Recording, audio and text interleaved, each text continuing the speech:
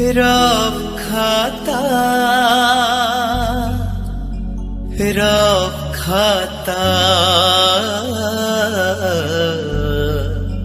रब खाता।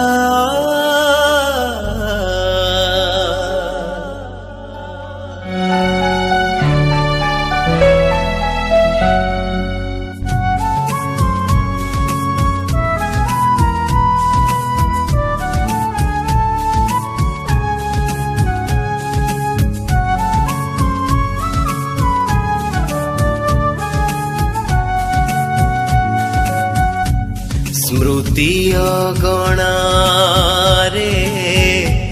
जन्ह पहरिले मने पड़े जेउ कथा सबु जवनरे निया लागी गले मने पड़े जेउ कथा हृदय पृष्ठारे हेइछि गुंथा मो हृदय पृष्ठारे हेइछि गुंथा मो अलिभा कहानी कविता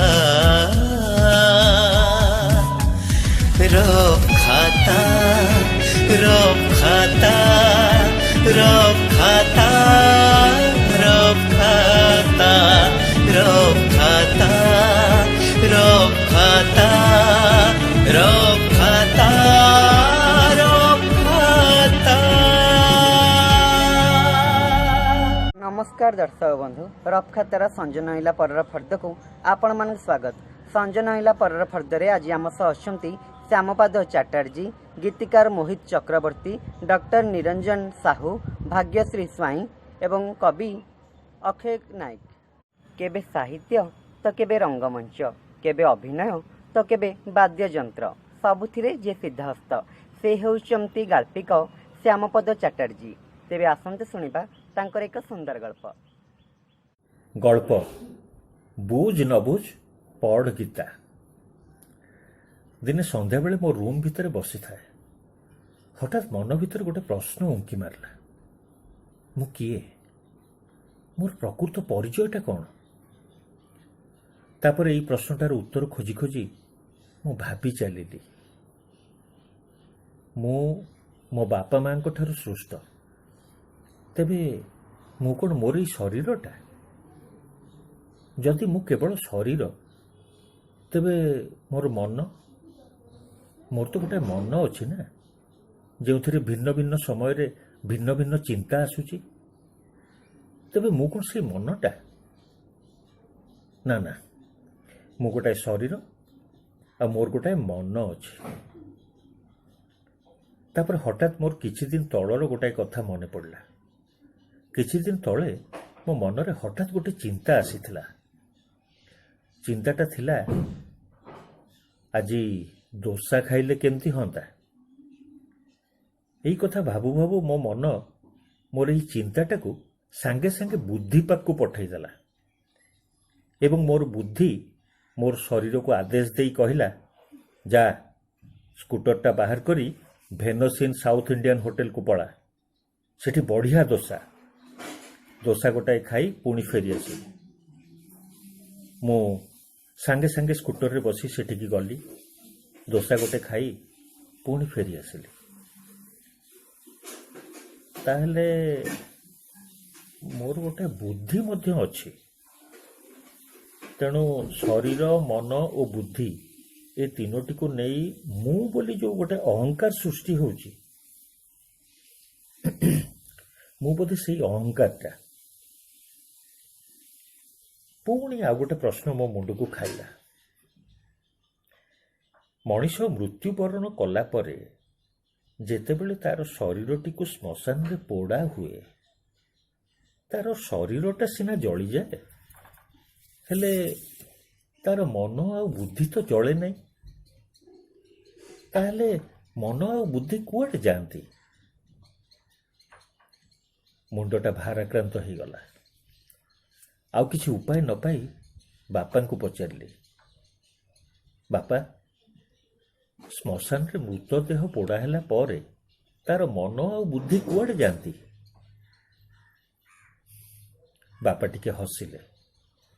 ହସିଦେଇ ମୋ ହାତରେ ଶ୍ରୀମଦ୍ ଭଗବତ ଗୀତା ଗ୍ରନ୍ଥଟି ଦେଲେ ଆଉ କହିଲେ, ଏଇଟା ପଢ଼, ସବୁ ଉତ୍ତର ପାଇଯିବୁ। ଭଗବତ ଗୀତାଟି ଆଣି ମୋ ରୁମ୍କୁ ଆସିଲି। ସେଇଟିକୁ ମୁଣ୍ଡରେ ଛୁଆଇଁ ଟେବୁଲ ଉପରେ ରଖିଛି। ହଠାତ୍ ଗୋଟେ ଶୂନ୍ୟବାଣୀ ହେଲା, ବତ୍ସ, ତୁମେ ତୁମର ଶରୀର, ମନ ବା ବୁଦ୍ଧି ନୁହଁ, ତୁମେ ଆତ୍ମା। ତୁମକୁ ଏ ତିନୋଟି ଉପହାରରେ ମିଳିଛି ବତ୍ସ। ତୁମେ ପରମାତ୍ମାଙ୍କ ଠାରୁ ସୃଷ୍ଟ, ଆଉ ଦିନେ ନା ଦିନେ ସେଇ ପରମାତ୍ମାଙ୍କ ଠାରେ ଲୀନ ହେବ। ତୁମେ ତୁମର ଅଜ୍ଞତାବଶତଃ ଅହଙ୍କାରର କାରାଗାରରେ ବନ୍ଦୀ ପାଲଟି ଯାଇଛ ବତ୍ସ। ନିଜକୁ ଅହଙ୍କାର ମୁକ୍ତ କଲେ ବା ନିଜକୁ ନିଜ ଶରୀର, ମନ ଓ ବୁଦ୍ଧିର ଊର୍ଦ୍ଧ୍ୱକୁ ନେଇଗଲେ ତୁମେ ତୁମର ପ୍ରକୃତ ସ୍ୱରୂପକୁ ଉପଲବ୍ଧି କରିପାରିବ। ସେଥିପାଇଁ ଏକମାତ୍ର ବାଟ ହେଲା ନିଷ୍କାମ କର୍ମ ଆଉ ଧ୍ୟାନ। ତୁମ ବାପା ଦେଇଥିବା ଏ ଗ୍ରନ୍ଥଟିକୁ ପଢ଼ି ଚାଲ। ଧୀରେ ଧୀରେ ତୁମେ ସବୁ ଜାଣିପାରିବ ଓ ତୁମ ସ୍ୱରୂପ ଉପରୁ ଅଜ୍ଞତାର ଧୂଳିତକ ପରିଷ୍କାର ହେଇଯିବ ବତ୍ସ। ହଠାତ୍ ପ୍ରକୃତିସ୍ଥ ହେଲି ଆଉ ଗ୍ରନ୍ଥଟିକୁ ଖୋଲି ପଢ଼ିବାକୁ ଆରମ୍ଭ କଲି। ଗୀତ ମାଧ୍ୟମରେ ହେଉ କି କବିତା ମାଧ୍ୟମରେ ହେଉ, ଯିଏ ସମସ୍ତଙ୍କୁ ମୋହିତ କରିପାରନ୍ତି ସେ ହେଉଛନ୍ତି ଗୀତିକାର ମୋହିତ ଚକ୍ରବର୍ତ୍ତୀ। ଆସନ୍ତୁ ଶୁଣିବା ତାଙ୍କର କବିତା। नमस्कार, ମୁଁ ମୋହିତ ଚକ୍ରବର୍ତ୍ତୀ। ଷ୍ଟୋରୀ ଇମେଜ୍ ତରଫରୁ ମୋର ପ୍ରିୟ ବନ୍ଧୁ କବି ପ୍ରଫୁଲ୍ଲଙ୍କର ବହୁତ ଅନୁରୋଧରେ ମୁଁ ଏ ଯେଉଁ କବିତାଟି ଆପଣମାନଙ୍କୁ ପଢ଼ି ଶୁଣାଉଛି। ଆଶା କରେ ଆପଣମାନେ ଏହାକୁ ବହୁତ ପସନ୍ଦ କରିବେ। ମୋର କବିତାର ଶୀର୍ଷକ ହେଲା ଏକ ରାଜନୈତିକ ପ୍ରେମ କବିତା। ଏକ ରାଜନୈତିକ ପ୍ରେମ କବିତା। ବିଶ୍ୱାସ କର, ତାକୁ 18 ଆଉ ମୋତେ ବି 18। ନୂଆ ନୂଆ କଲେଜରେ ଚାରାଗଛର ଭିଡ଼, ସେଠି ଅଳ୍ପ ଫୁଲ ଆଉ ବେଶୀ କଡ଼। ମୋର ଥିଲା ଅଲଗା ସିଲେକ୍ସନ୍, ମୁଁ କେମିତି ଜିତିବି କଲେଜ ଇଲେକ୍ସନ୍। ମୋ ମୁଣ୍ଡ ଉପରେ ହଜାରେ ହାତ, ଆଶୀର୍ବାଦ ଅଳ୍ପ, ଉଦ୍ଦେଶ୍ୟ ବହୁତ। ନିର୍ବାଚନ ପୂର୍ବଦିନ ମାନଙ୍କରେ ହାଇକମାଣ୍ଡଙ୍କ ଘରେ ମନ୍ତ୍ରଣା, ସମସ୍ତ ଷଡ଼ଯନ୍ତ୍ର ରୂପରେଖ ନେବେ ଥର। ହେଲେ ସେଇଠି ହେଲା ନୂଆ ନିଆଁର ଆବିଷ୍କାର। ଆମେ ଦୁଇଟି ନିଆଁ ପାଖାପାଖି ହେଲୁ। ସେ ଭାବୁଥିଲା ମୁଁ ଧାସଟିଏ ହୋଇ ତାକୁ ଛୁଇଁ ଯାଆନ୍ତି ଏକାନ୍ତରେ। ମୁଁ ଭାବୁଥିଲି ସେ ଶିକ୍ଷାଟିଏ ହୋଇ ସଞ୍ଜବତୀ ହୁଅନ୍ତନି ମୋ ଗାଁର ଚଉରାମୂଳେ। କଢ଼ରୁ ଫୁଲ ହେବାର ଆୟୋଜନ ଭିତରେ ମୁଁ ହାରିଗଲି ଇଲେକ୍ସନ୍। ହାଇକମାଣ୍ଡ ଦଳବଦଳ କରିଦେଲେ, ସେ ବଦଳ କରିଦେଲା ତାର ପ୍ରେମ। ଯଦିଓ ବୁଝିବାକୁ ହେଲା ଟିକେ ଡେରି, ଇଏ ବି ଗୋଟେ ଲଭ୍ ଷ୍ଟୋରି। ଧନ୍ୟବାଦ। ଆଚ୍ଛା ଦର୍ଶକ ବନ୍ଧୁ, ବେଳେବେଳେ ଭାରି ମନେ ପଡ଼େ ପିଲାଦିନ କଥା। ଛୋଟ ଥିଲେ କେତେ ଭଲ ଥିଲେ ସତେ। ହେଲେ ସେସବୁ ଆଜି ଆମ ପାଇଁ ପାଲଟି ଯାଇଛି ସ୍ମୃତି। ସେହି ସାହିତ୍ୟ ସ୍ମୃତିକୁ କବିତା ମଧ୍ୟରେ ଫେରାଇ ଆଣିଛନ୍ତି କବୟିତ୍ରୀ ଭାଗ୍ୟଶ୍ରୀ ସ୍ୱାଇଁ। ଆସନ୍ତୁ ଶୁଣିବା ତାଙ୍କ କବିତା ପିଲାଦିନ। ନମସ୍କାର, ମୋ ନାଁ ଭାଗ୍ୟଶ୍ରୀ ସ୍ୱାଇଁ। ମୋ କବିତାର ଶୀର୍ଷକ ହେଉଛି ପିଲାବେଳ। ଛୋଟ ଥିଲି ଭଲ ଥିଲି, ବଡ଼ କାହିଁ ହେଉଥିଲି, ଭାବିଲା ବେଳକୁ ସେ କଥା ଲାଗେ ଭାରି ଦୁଃଖ। ଛୋଟବେଳର ସେ ପିଲା ଖେଳ, ଗୋବର ଟାଙ୍କି ପୁଣି ଲୁଚକାଳି ଖେଳ। ମନେ ପଡ଼ିଗଲା ପରେ ମନ ଉଠେ କୋହ। ସାଙ୍ଗସାଥି ମିଶି କେତେ ମଜା କରୁଥିଲୁ, ଆମ୍ବ ବର କୋଳି କେତେ ଲୁଚେଇ ଖାଉଥିଲୁ। नुआ बरस आसीगले लागे भारी मजा रंग बेरंग ग्रीटनेस हुए खाली सजा काहाकू केउंटा देवी भाबुथिली बसी नाना ढग ढमाली ता मध्यरे लेखि रज कुमार पूर्णिमा खुदुरुकुणी मिसी पाळुथिलु सांगसाथी मेळे आमे बसी हजिगला से दिन आज पुणी लेभि जाउची ता स्मृति बढ़ी बढ़ी चलीची ए बयसर गति पुणी कण जीवन रे आसीबो आमर से खेल ना रंग बेरंग पोशाक देखाइबा बेळ सरीगला दिन सबु पुणी बीती जाउची ता राति प्रणय मानस पटे खाली रहीगला स्मृति खाली रहीगला स्मृति मान अभिमान राग अनुराग प्रेम प्रणय सबकिछि थाई कवितारे सेमती एक कविता नहीं आज आसिचंती संजनईला पर फर्दरे कवि अक्षय कुमार नायक तेबे आसंतु सुनिबा तांका कविता प्रीति अनुराग अक्षय कुमार नायक आशको मानसी मिलन पियासी संगम तीर्थ को फगुणर फगु रंगे रोमांचित राति भरी देव ताती भिजिब जीवन दीपायित अनुरागे शुणिबानी सखी माटी पृथिवीर स्वार्थी मानवर मिछ हमिका कथा शत उद्वेगे रति श्रृंगारे हजिब जीवन नथिब मने गो व्यथा कहिब कि सखी किए से देइछि सदैव स्वीकृति जुगल प्रेमी को विश्व मंद समाजर कठोर शासन प्रणय मानसे कोमल भाव को नाशे तमे जान सखी बंधु परिजन धन यौवन चिरदिन रही नहीं ये मरत भूमि अल्प दिनर अतिथि आमे गो मृत्यु पराजीव नहीं जेहेतु मरण छुई नहीं मते उत्ताल पांथ मु जीवनटा मोर रंगीन सहास बदने ढाली दिय सखी सुरस मदिरा पान पात्र एबे शून्य पादरे तुमर बांध गो बांध नुपुर सखी गो नवगीतिकार छंदे मधुर बासरे नीरव लगने भसिब जीवन पीरतिर मधु बंदे जानिच कि सखी कलंक नोछुई सुंदर दिशिछि आकाश रूपा जह्न सेई मिति परा अपवाद भरा जीवनटा सारा पीरतिर अभिमान तथापि सभिए पागल पराए विषया विषकु सरागे करंती पान गर्व अहंकार चिरसाथी जेणु अंतरे अंतरे रागद्वेष अभिमान माटीर देह माटीरे मिशिब माटीर सेजरे शोईजिब जेबे सखी मिछ पालटिब तनुर तनिबा सुरत झंकार नथिब किछि गो बाकी पांथशाला तेणु पचारिनी केबे बिलासी पांथकु बयस बा जाति धर्म रूपमती साखी भरिची पियाला अलस कटाके अंग अंग सिंहरण साहित्यठु संस्कृति अध्यापनाठु श्री जगन्नाथଙ୍କ महिमा गान सबुथिरे जे सिद्ध हस्त से हेउछंती डॉक्टर निरंजन साहू आसंतु सुनिबा तांको आलोचना। जय जगन्नाथ नीलाचल निवासाय नित्याय परमात्मने बलभद्र सुभद्राभ्यां जगन्नाथाय ते नमः। जय जगन्नाथ। आमे पूर्वरु महापुरुष श्री श्री अच्युतानंदंकर कलिजुग गीतारे कलिजुग संपर्क रे एवं कलिजुग केते भयंकर एवं कलिजुग केते मंगलकर ये दुईटी कथा को विचार करा जाइछि कलिजुग गीता ग्रंथ रे।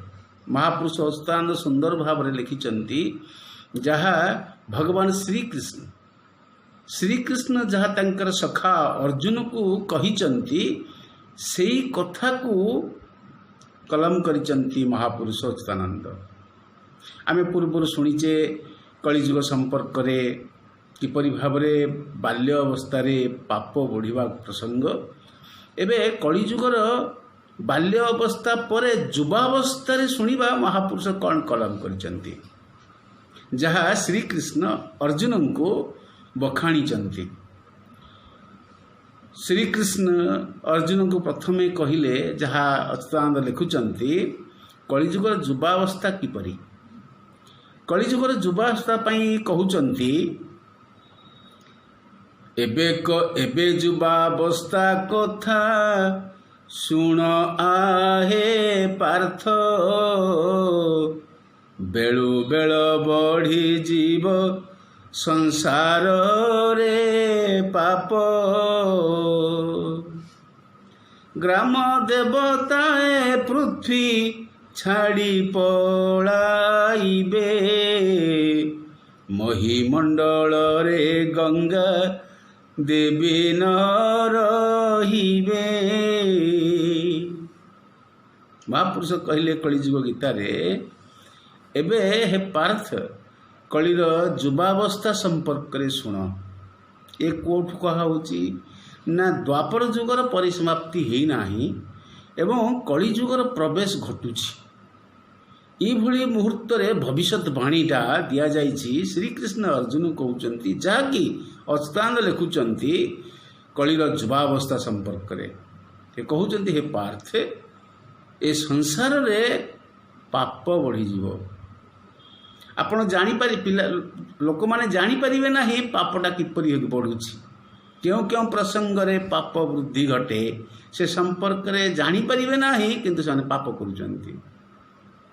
ଯେମିତି ମଦ୍ୟପାନ କରିବା, ଯେମିତି ପର ସ୍ତ୍ରୀ ହରଣ କରିବା, ଯେମିତି ଚୋରି କରିବା, ଅହଙ୍କାର କରିବା, ଅନ୍ୟକୁ ଘୃଣା କରିବା, ଅତି ସାମାନ୍ୟ କଥାରୁ ଯେମିତି ଆଚାର ଲକ୍ଷ୍ମୀ ବିଚାର ପଣ୍ଡିତ, ଆଚାର ଓ ବିଚାର ରହିବ ନାହିଁ। ଏ କଥା ଗୁଡ଼ିକ ଆମେ ପ୍ରଥମେ କହିଛେ। ତେବେ ଆଉ ଗୋଟିଏ ବଡ଼ କଥା କହିଛନ୍ତି, ଗ୍ରାମ ଦେବୀମାନେ ପୂଜା ପାଇବେ ନାହିଁ। ଗ୍ରାମ ଦେବତୀମାନେ ପୂଜା ପାଇବେ ନାହିଁ, ଲୋକ ତାଙ୍କୁ ପୂଜା ଠିକରେ କରିବେ ନାହିଁ। ଏଠି ଗୋଟେ କଥା ଉଲ୍ଲେଖ କରାଯାଇପାରେ, ଗ୍ରାମ ଦେବତୀମାନଙ୍କୁ ଯେମିତି ଆମର ତନ୍ତ୍ରବିଦ୍ୟା ପ୍ରବେଶ କଲା ଫଳରେ ଆମର ବଳି ଭୋଗ ଆରମ୍ଭ ହେଲା। ମାଆକୁ ବଳି ନଦେଲେ କି ବଳି ଦିଆଯିବ?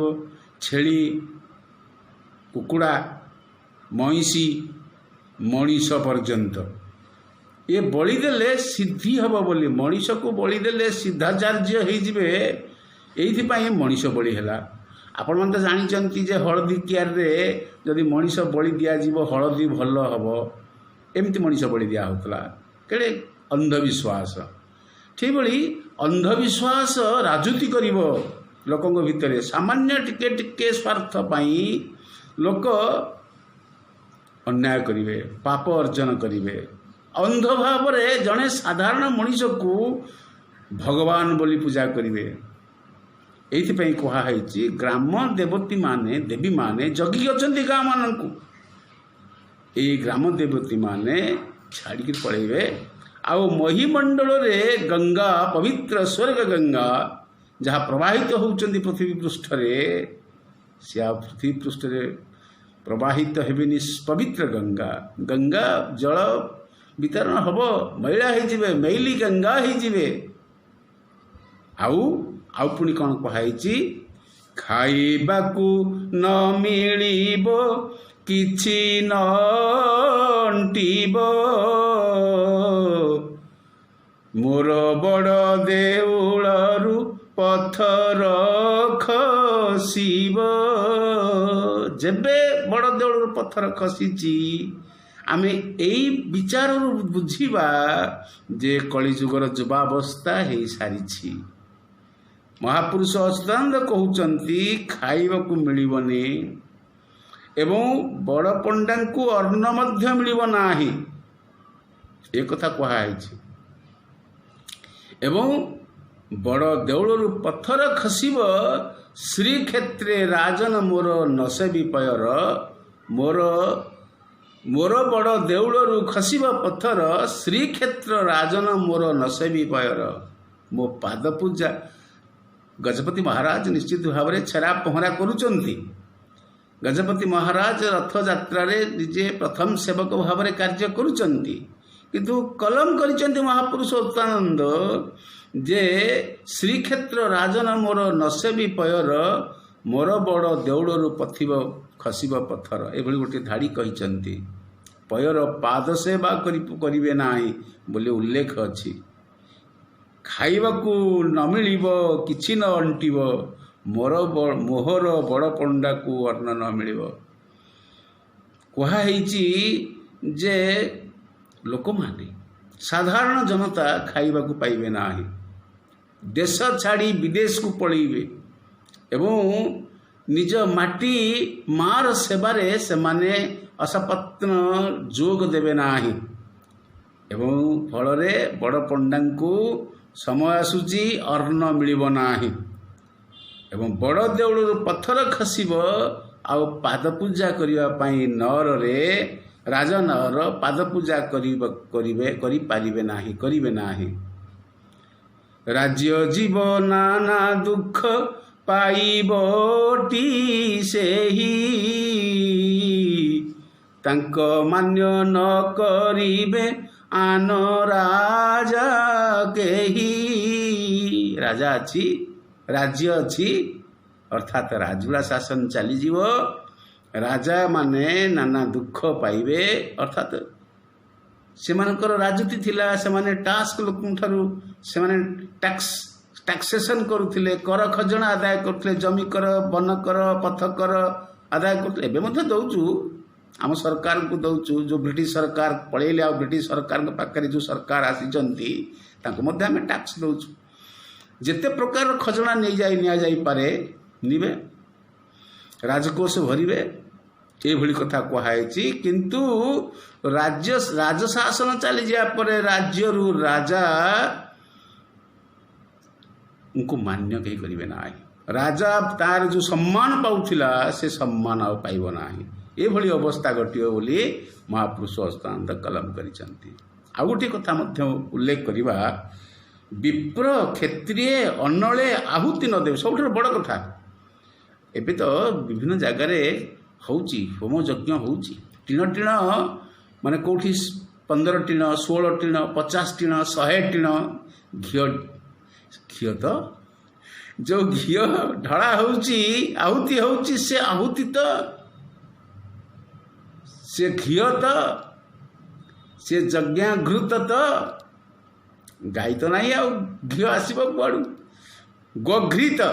ଗୋଘୃତ ଯଦି ଆପଣ 2ଟି ବୁନ୍ଦା ଯଦି ଗାଈ ଘୃତରେ ଦୀପଟିଏ ଜାଳନ୍ତି ତାହେଲେ ତାହା ହିଁ ହେବ ଆହୁତି, ତାହା ହିଁ ହେବ ଯଜ୍ଞ, ତାହା ହିଁ ହେବ ହୋମ। ମହାପୁରୁଷ ସେଇଥିପାଇଁ କହିଲେ ଯେ ବିପ୍ର କ୍ଷତ୍ରିୟ ଅନଳେ ଆହୁତି ନ ଦେବେ। ଆହୁତି କେଉଁମାନେ ଦେବା କଥା? ବିପ୍ର ଦେବା କଥା, କ୍ଷତ୍ରିୟ ଦେବା କଥା। ଏମାନେ ଅନଳରେ ବିପ୍ର କ୍ଷତ୍ରିୟ ଆହୁତି ଦେବେ ନାହିଁ। ବିପ୍ର କାର୍ଯ୍ୟ କରିବ ନାହିଁ, ବ୍ରାହ୍ମଣ କାର୍ଯ୍ୟ କରିବ ନାହିଁ, କ୍ଷତ୍ରିୟ କାର୍ଯ୍ୟ କରିବ ନାହିଁ, ବୈଶ୍ୟ କାର୍ଯ୍ୟ କରିବ ନାହିଁ। ଫଳରେ ଧନହାନି ଘଟିବ। ସଂସାରରେ ବୈଶ୍ୟ ଯଦି ଧନହାନି ଘଟେ ବୈଶ୍ୟର, ତାହେଲେ ଲୋକଙ୍କୁ ଖାଇବାକୁ କିଏ ସେ ଦେବ? ଏଭଳି କଳିଯୁଗ ସମ୍ପର୍କରେ କଥା କହିଛନ୍ତି ମହାପୁରୁଷ ଅଚ୍ୟୁତାନନ୍ଦ। ଆଉ ଶୂଦ୍ରମାନେ ବଡ଼ ହେବେ, ଇଏ ଗୋଟିଏ ଆପ୍ତବାକ୍ୟ କରିଛନ୍ତି।